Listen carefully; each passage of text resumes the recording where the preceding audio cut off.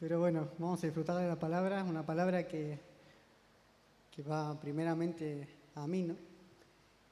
El pasar acá adelante no es fácil por un hecho de que uno sabe el peso de lo que habla, ¿no? Porque primeramente Dios habla a uno, entonces uno no debe hablar si no está dispuesto a hacer y todo lo que uno hable, sobre todo a la congregación, cuando habla a todos diciendo esta es una palabra del Señor, yo creo que el Señor es a quien más demanda después, ¿no? De esto.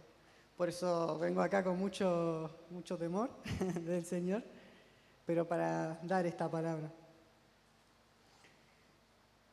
Y si bien en Argentina hace mucho calor y nos quejamos quizá de esto, también hay algo de lo que estamos súper alegres como argentinos, de lo que no podemos parar de referenciar en todo momento, de lo cual nos trae alegría cada vez que alguien saca este tópico a la luz. Y es el hecho de que somos campeones del mundo. Gracias a Dios por esa alegría. Como decimos, ganamos la tercera. Primero Argentina, segundo Francia. Es una emoción, una pasión, nos alienta, nos motiva, nos lleva para adelante y estoy seguro que cada uno acá lo siente. Así que me lleva a reflexionar qué es ser uno, ¿no? Qué es estar primero, qué es ser campeón. Y la verdad es que nos da confianza, alimenta el ego, el amor propio, ¿por qué no? Y lo se puede usar de buena manera, ¿no? Porque nos lleva a nosotros a poder inspirar a los demás, a motivar. ¿Quién no se sintió quizá motivado o inspirado por todo lo que sucedió en ese tiempo? O por el otro lado, también conocemos gente que son campeones, que son los primeros en algo porque son muy buenos en hacerlo, y sin embargo, quizás el orgullo, altanería, lleva a desmotivar a los que están a nuestro alrededor, o a nosotros mismos, o nosotros lo podemos hacer, y lleva a soledad. Y con respecto a este sentir de ser primeros, que esto es a lo que yo quería llegar, el Señor tiene una palabra en Mateo 20, 27 al 28. Disculpe que ya lo lea. Y el que quiera ser primero deberá ser esclavo de los demás, así como el Hijo del Hombre no vino para que le sirvan, sino para servir y dar su vida por rescate por muchos. Jesús quiere que seamos los primeros, de eso no hay duda. Quiere que tengamos el sentir de accionar antes que nadie. Ser primeros, pero no como nosotros lo tenemos en la mente de ser primeros. Incluso para el pueblo judío de esa época, que esperaba un campeón, no sé si se me escucha, sino que esperaba un campeón, un Mesías. También que ellos en ese momento eran el pueblo que más conocimiento tenía acerca de Dios, no conocía lo que Dios quería decir por primero, porque ellos esperaban un Mesías avasallante, un guerrero poderoso que vaya con su espada, destruya naciones, con autoridad imponente. Y Jesús demostraba ser el primero, lavando los pies de sus discípulos, rechazando privilegios, viviendo con gente común, yendo a servir a los necesitados, a los impuros, a los marginados de la sociedad. No he venido a ser servido, sino a servir, dijo el Señor. Bueno, una paráfrasis quizá medio burda argentina se me ocurría, ¿no? Un pensamiento muy al azar. No he venido a ser cebado, sino a cebar. Pero la idea del énfasis es el mismo, que ser ganadores en Cristo es querer ser primeros en su obra, sirviendo a los demás. Tener el ansia y la motivación de estar al frente, pero no para gloriarse de nada, sino para servir lavando los pies de los que tenemos al lado. Mientras que ser primero en el mundo te exalta, te da reconocimiento, fama, grandeza, lo que Dios busca es humillarnos, ser oyentes antes que alabadores, estar para los demás antes de que estén para mí. Y ser primeros en el día de hoy, quería abordarlo en 2 temas, no se preocupe, no va a ser muy largo. Pero ser primeros tanto en accionar como ser primeros en el reino de los cielos, que es siendo el último. En un primer sentido, me refiero a ser primeros en tratar de buscar lugares donde Dios nos muestre, donde nadie haya ido antes, e ir. Así como predicaba el hermano Cristian la semana pasada. Y en otro sentido, ser primeros al ser los últimos. Llevar adelante la obra de manera honrada, humilde, servicial, solo por nuestro Dios. Teniendo entonces esos 2 puntos, ser primeros en accionar y ser primeros en el reino de los cielos. Teniendo en cuenta el primer punto, hay varios versículos que nos dicen acerca de que tenemos que accionar. Mateo 12:30 dice, el que no está de mi parte está contra mí, y el que no está conmigo, y el que conmigo no recoge, esparce. Santiago 2:14-17 dice, hermanos míos, ¿de qué sirve a alguno alegar que tiene fe si no tiene obras? ¿Acaso podrá salvarlo esa fe? Supongamos que un hermano o una hermana no tiene con qué vestirse y carece del alimento diario. Y uno de ustedes le dice que le vaya bien, abríguese y coma hasta saciarse, pero no le da lo necesario para el cuerpo. ¿De qué servirá eso? Así también la fe por sí sola, si no tiene obras, está muerta. Me imagino un ejemplo. Un médico se levanta en la mañana, se viste, desayuna, va hacia su trabajo, hacia su consultorio, abre la oficina, se queda ahí, se pone su bata, su estetoscopio y toda su jornada de trabajo se queda ahí en el consultorio y no le abre la puerta a ninguno de los pacientes. A pesar de que afuera hay una larga fila con gente con enfermedades, con heridas, con necesidad de llevar adelante un tratamiento, el doctor se queda ahí, adentro de su oficina, siendo doctor. De la misma manera, somos nosotros mismos cuando escuchamos la palabra de Dios, vamos a la iglesia, escuchamos alabanzas, leemos la Biblia, pero no estamos pendientes de lo que Dios nos marca a servir. Nosotros tenemos, todo esto es muy bueno, es la comunión del Señor que Dios nos llama, pero a su vez está el otro aparte, el otro desafío del cual no podemos escapar. Una vez más referenciando a la prédica del hermano Cristian de la semana pasada, el mandamiento que hasta ahora sigue vigente, el de servir.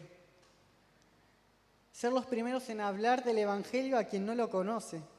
Si hay alguien nuevo en el templo, en recibirlo con afecto tal como lo hacen los hermanos Ujieres acá. Qué importante, ¿no? Imagínense que viene alguien nuevo y nadie lo recibiera, nadie lo saludara, sino que esperamos, no, que lo haga otro, y al final esa persona nunca se siente recibida en la iglesia. Y esto no es por nosotros, ni para destacar, sino simplemente es algo que tenemos que sentir por amor a Jesús. No es por obligación. Y esto tiene que nacer de nosotros mismos. Hago un paréntesis acá. Hay cuestiones que sí necesitan orden. Que hay temas o áreas que no es que nos podemos mandar solos. Necesitamos estar sujetos a nuestros pastores, a nuestros líderes, pedir consejo, decir qué le parece esto, cómo encarar este tema. Y eso está bien, eso es lo que debe hacerse porque la iglesia tiene que moverse como unidad, eso es lo que Dios quiere. Tenemos que tener ese respaldo de nuestros líderes. Sin embargo, hay cosas que no necesitan eso. Hay cosas que solamente nosotros podemos accionar. Como hablarle de Cristo a esa persona al cual nosotros solos tenemos alcance. Ofrecerse a hacer mandados sencillos quizás dentro de la iglesia. Quizás vemos un hermano acá que necesita que alguien ore por él, podemos accionar, tener la libertad de que esas cosas Dios nos manda y somos nosotros los que debemos poner en marcha. Si no estamos dispuestos a amar a Dios, al prójimo y a demostrarlo con acciones en servicio, no somos parte de la ayuda, lamentablemente. Y como decía Jesús en Mateo, terminamos siendo un obstáculo. Quien no recoge, esparce. Seríamos como, continuando con las alegorías, como un jugador que está en la cancha pero no corre la pelota. Como el médico que no atiende pacientes. O como una persona que dice amar pero no ama.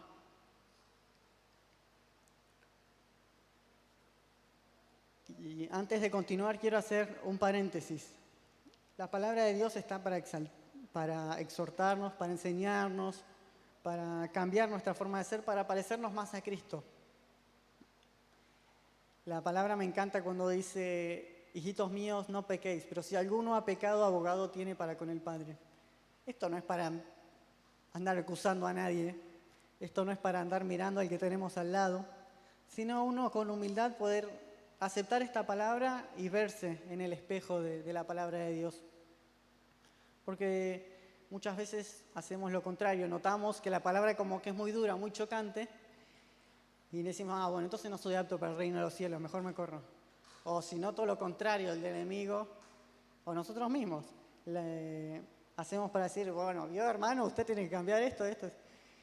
No, con humildad para nosotros mismos, nuestros corazones, este es el momento en que nosotros reflexionamos, que Dios nos da a entender a nosotros mismos. Por eso decía al principio, la palabra esta primero va como para mí, para que yo me ponga a reflexionar y decir, esto tengo que cambiar. Esto Dios me está hablando con amor porque quiere que yo me parezca más a Cristo. Y lo hace por puro amor, para que me aferre más a Él. Ahora bien, eso en tanto accionar. Usted quizás está activo en la iglesia, o si no, ya se convenció y dice, no, bueno, ahora tengo que accionar, voy a empezar a accionar. Y eso es parte de ser primero en el reino de los cielos, muy bien. Pero ahora hay otra parte muy importante, que ya no va por el tanto en iniciar, sino en la forma en que lo hacemos, porque algunos podemos ir enfrente de la obra, pero hacerlo mal. Y eso tampoco es ser primero en el reino de los cielos. Y hay una historia muy aclaradora que está en Números, que habla sobre Moisés cuando están a la puerta de la tierra prometida. El pueblo de Israel venía de ser sacado de Egipto mediante milagros y señales poderosas de Jesús y fueron conducidos hasta allá. En tanto a eso, Dios le dice a Moisés que envíe 2 espías para revisar la tierra prometida. En Números 13, 1 al 3, y luego voy a saltar de 17 al 20, dice: El Señor le dijo a Moisés: quiero que envíes a alguno de tus hombres a explorar la tierra que estoy por entregar a los israelitas. De cada tribu enviarán a un líder que la represente. De acuerdo con la orden del Señor, Moisés envió a los 12 desde el desierto de Param. Todos eran jefes en Israel. Una vez más, el pueblo de Israel a las puertas de la promesa de Dios envía gente para que vea cómo es la tierra y les dé un informe de cómo es, a ver.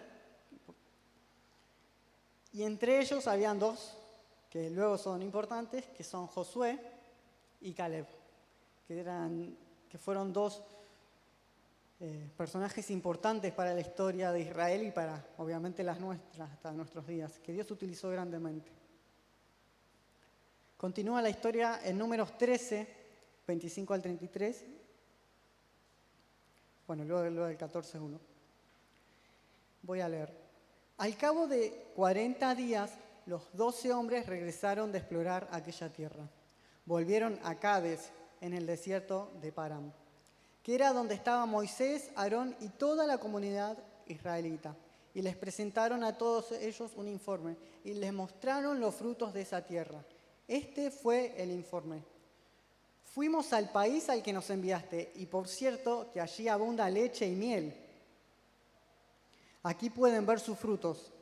Pero el pueblo que allí habita es poderoso y sus ciudades son enormes y están fortificadas.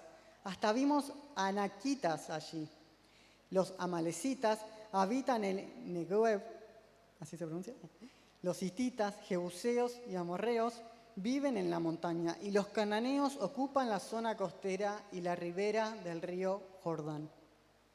Caleb hizo callar al pueblo ante Moisés y dijo: subamos a conquistar esa tierra, estoy seguro que podremos hacerlo. Pero los que habían ido con él respondieron: no podremos combatir con esa gente, son más fuertes que nosotros. Y comenzaron a esparcir entre los israelitas falsos rumores acerca de que la tierra que habían explorado decían. Y comenzaron a esparcir entre los israelitas falsos rumores acerca de la tierra que habían explorado. Decían: la tierra que hemos explorado se traga a sus habitantes, y los hombres que allí vimos son enormes. Hasta vimos anaquitas. Anaquitas era un pueblo de gigantes. Comparados con ellos, parecíamos langostas, y así nos veían ellos a nosotros. Aquella noche toda la comunidad israelita se puso a gritar y llorar. Claro, venían de Egipto, su tierra donde estaban cómodos, entre comillas. En sus mentes se recordaban cómodos, pero en realidad eran esclavos allá. Y dijeron: Dios nos trajo a morir acá. Con el informe que dieron los espías de: es inconquistable la tierra prometida, no se puede acceder. De 12 que fueron a la tierra, solo 2 trajeron esperanza, el resto desesperación. Y una vez más, 12 fueron los pioneros, los primeros en iniciar la obra, los primeros en pisar la tierra prometida. Entusiastas, gente de confianza, y no eran cualquiera, eran líderes en la tribu de Israel. Eran serviciales. Pero ¿de qué les sirvió ser los primeros en la obra si lo único que luego trajeron fue un lamento para todo el pueblo? Dios nos habla, está bien, está muy bien que queramos iniciar una obra, es lo primero que tenemos que hacer, pero también tenemos que tener el corazón conforme a Dios. Estos 10 líderes nos dejaron ejemplos de lo que hace muy mal al servicio y a la congregación. Porque recuerden, ellos con el informe que dieron, 2 dieron esperanza y 10 los tiraron abajo a todo el pueblo.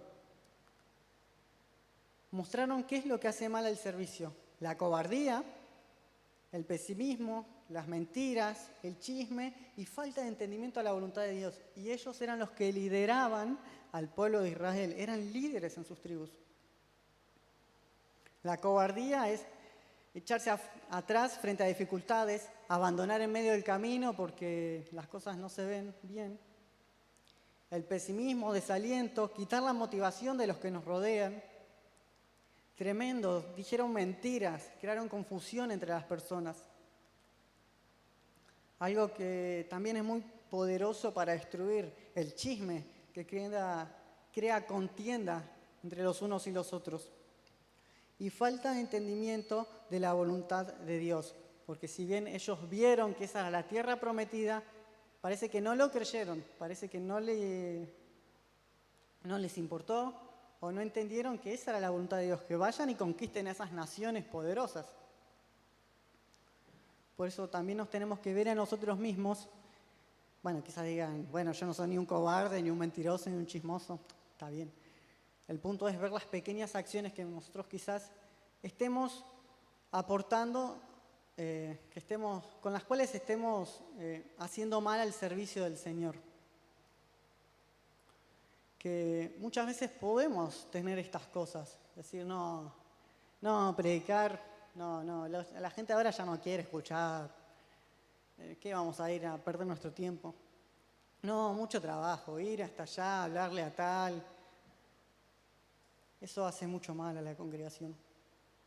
Imagínense que, bueno, sigo resaltando el trabajo de los sugieres porque a mí me parece un trabajo súper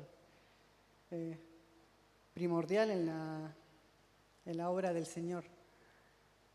Pero imagínense si yo tuviera la actitud de decir: no, saludar, No, ¿vieron cómo vino Noé? Recién se levantó, tiene todos los pelos así, yo tengo que ir a hacer daño. ¿Cuánto daño haríamos? Y muchas veces podemos llegar a contaminar el servicio al Señor. Queremos ser los primeros al estar ahí, queremos ser partícipes de la obra, pero no lo hacemos con un corazón digno. Pero miremos a los otros dos espías, Caleb y Josué. En Números 14, 6 al 9. Miren qué corazón que tenían ellos. A pesar de ver los desafíos que iba a haber en la tierra prometida, dijeron. Allí estaban también Josué, hijo de Nun, y Caleb, hijo de Jefoné, los cuales habían participado en la exploración de la tierra. Ambos se rasgaron las vestiduras en señal de duelo y le dijeron a toda la comunidad israelita: la tierra que recorrimos y exploramos es increíblemente buena. Si el Señor se agrada de nosotros, nos hará entrar en ella. Nos va a dar una tierra donde abunda la leche y la miel. Así que no se rebelen contra el Señor, ni tengan miedo de la gente que habita esa tierra. Ya son pan comido, no tienen quien los proteja, porque el Señor está de nuestra parte. Así que no le tengamos miedo. Mostraron todo lo contrario.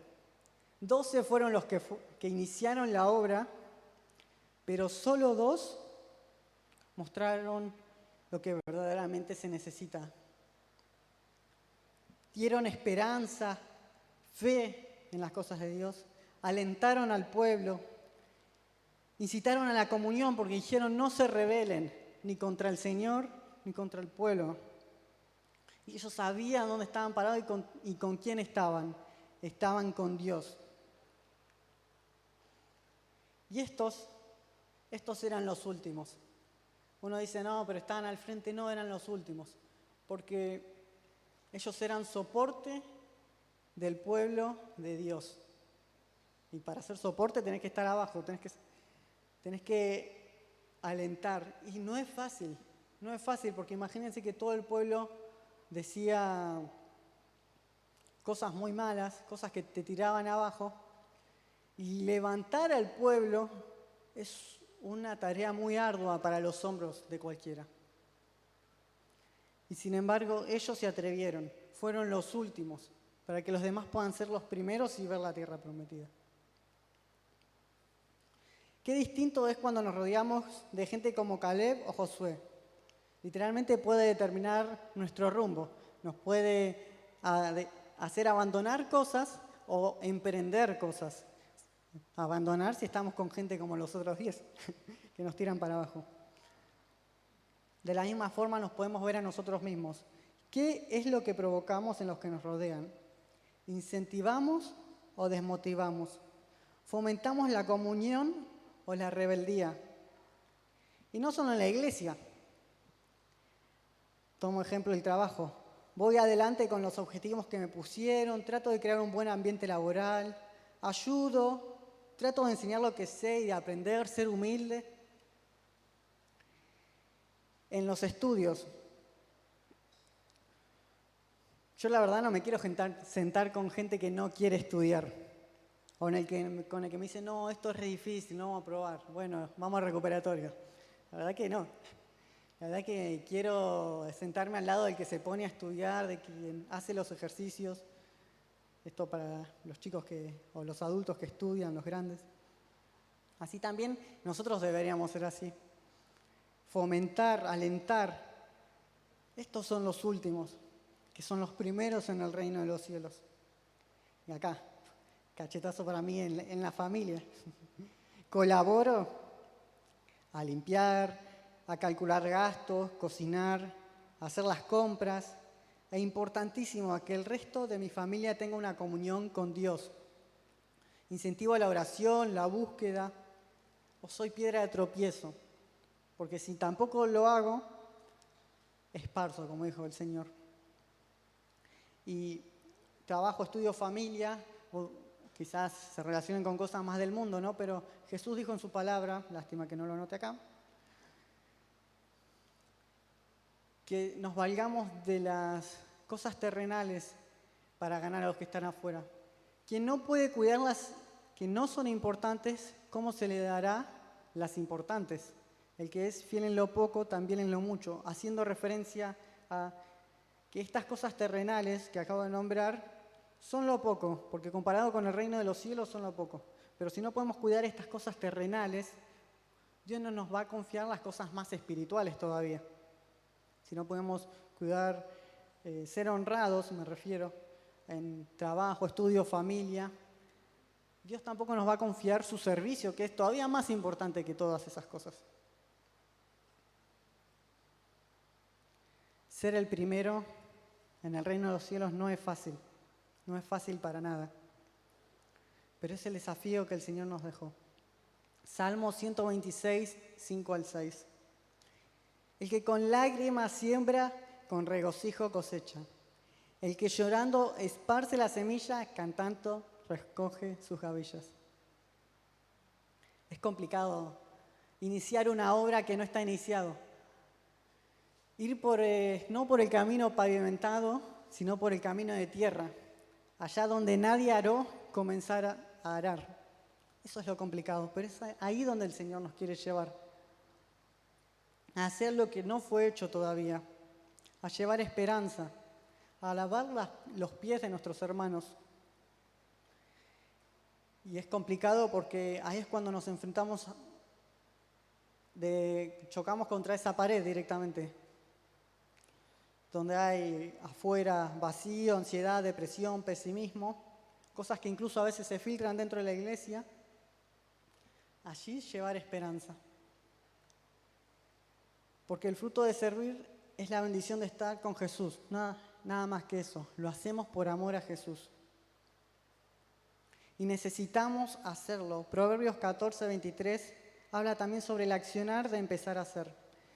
Todo esfuerzo tiene su recompensa, pero quedarse solo en palabras lleva a la pobreza. Ser no solo habladores, sino hacedores. Allí está la recompensa. Y hablando de la recompensa,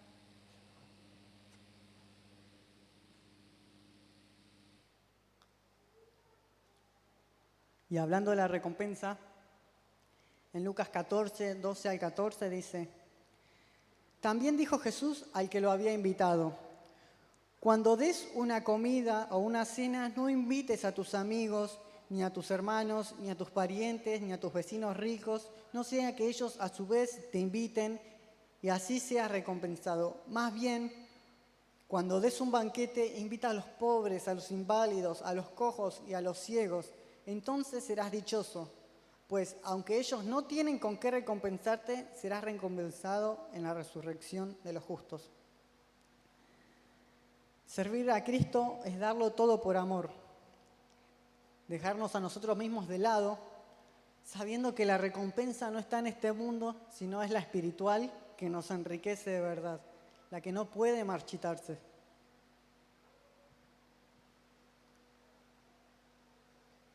Y para quien diga, bueno, pero el Señor no me está mostrando nada de iniciar, o tengo mucho desánimo, que también tampoco le podemos decir al hermano que dice, no, es que tengo mucho desánimo. Bueno, no te desanimes. Bueno, tampoco es tan sencillo, ¿no? No estés triste. Ah, bueno. No, pero para ellos, Filipenses 2, 13 al 16 dice: pues Dios es quien produce en ustedes tanto el querer como el hacer, para que se cumpla su buena voluntad. Háganlo todo sin quejas ni contiendas, para que sean intachables y puros, hijos de Dios sin culpa en medio de una generación torcida y depravada. Que la iniciativa de servir, el querer ser primero en la obra donde nadie fue, surge de una comunión profunda con el Espíritu Santo. Estar orando, estar buscando de Dios, estar anhelando de su palabra y conocerlos más, nos va a hacer querer ir a la obra del Señor. No va a surgir por medios humanos. No hay una motivación, no hay un discurso de autoayuda que nos pueda decir yo puedo, yo tengo que ir. No hay un reproche que yo te pueda hacer que diga, no, pero si sos cristiano ya deberías estar siguiendo la obra. No, eso no sirve de nada. Las palabras no te van a convencer. Sos vos con tu relación íntima con Jesús el que va a producir el fruto del querer servir a los demás, de querer lavar los pies a los que están a nuestro alrededor, de querer ser servidor de nuestros hermanos. Y a la vez dice, tanto el querer como el hacer para que se cumpla su buena voluntad. Que la comunión profunda con el Espíritu Santo también nos otorga la capacidad de hacerlo y hacerlo bien, que eso es muy importante. Porque vimos los dos puntos. Uno, empezar a hacer, y la otra, hacerlo bien. Y las dos cosas las da el Espíritu Santo. No hay con qué darle. Si estás en medio de una obra, pero no estás conectado con Dios, anhelando su santidad, celosamente buscando del Señor, esa obra no va a ir ni para atrás ni para adelante. Bueno, va a ir para atrás, ¿no? Porque Dios dice que esparce. El que está estancado, esparce. Pero si vos querés servir y no sabés por dónde empezar, o si vos querés servir y querer hacerlo mejor, va a surgir del Espíritu Santo. En Deuteronomio 31:8, quizá con este pasaje van a pensar que les mentí todo el tiempo, porque dice, el Señor mismo marchará frente a ti y estará contigo. Nunca te dejará ni te abandonará. No temas ni desmayes. Lo que Moisés le decía a Josué, uno de los que dio esperanza, uno de los verdaderamente últimos. A decir verdad, nunca somos los primeros, porque el primero en querer iniciar en la obra, el primero en querer hacerlo bien, es Jehová, es nuestro Dios. No somos nosotros los que en realidad queremos iniciar, ni los que queremos ser perfeccionistas con las cosas del Señor. No, es su voluntad. Él marcha delante de nosotros. El camino puede ser que no esté bien, que esté medio torcido, complicado de ver, medio engañoso, pero nosotros no somos quienes van al frente, va nuestro Señor. Ellos decían, la tierra que recorrimos y exploramos es increíblemente buena. Si el Señor se agrada de nosotros, nos hará entrar en ella. Nos va a dar una tierra donde abundan leche y miel. Así que no se rebelen contra el Señor, ni tengan miedo de la gente que habita en esa tierra. Ya son pan comido. No tienen quien los proteja, porque el Señor está de nuestra parte. Así que no les tengan miedo. Seamos los últimos. Queremos ser los primeros en el reino de los cielos, seamos los últimos, los que alienten, los que quieran iniciar la obra, por amor al Señor. Seamos como Josué y Caleb, que alentaban al pueblo, que en medio de tantos desafíos, ellos eran los que daban la palabra esperanzadora. Y hoy nos toca a nosotros, porque quizá el hermano que tenemos al lado sea quien necesite la palabra esperanzadora. Sea quien necesite un soporte, sea quien necesite que alguien accione, porque solos no podemos. Y si quizás sos vos el que necesita también accionar en el sentido de decir que también pedir ayuda. Fomentemos la motivación, la esperanza, incitar a la comunión con Dios. Y con esto me gustaría cerrar orando, tomando este desafío. Señor y Dios, gracias porque tú nos muestras, Señor, cómo ser el primero en el reino de los cielos, Señor, siendo los últimos, papá. Y no nos enseñas como un reproche, no nos enseñas, papá, para sacarnos en cara nada, ni para desalentarnos, ni para que nos corramos de tu obra, sino todo lo contrario, Señor, para hacerlo y hacerlo de la manera correcta. Papá, guíanos, Señor. Guíanos a ir a donde no se hayan hecho cosas todavía, Señor. A donde tú quieres accionar y todavía no se ha accionado, papá. A predicar a aquellos que ni siquiera han escuchado tu nombre, Señor.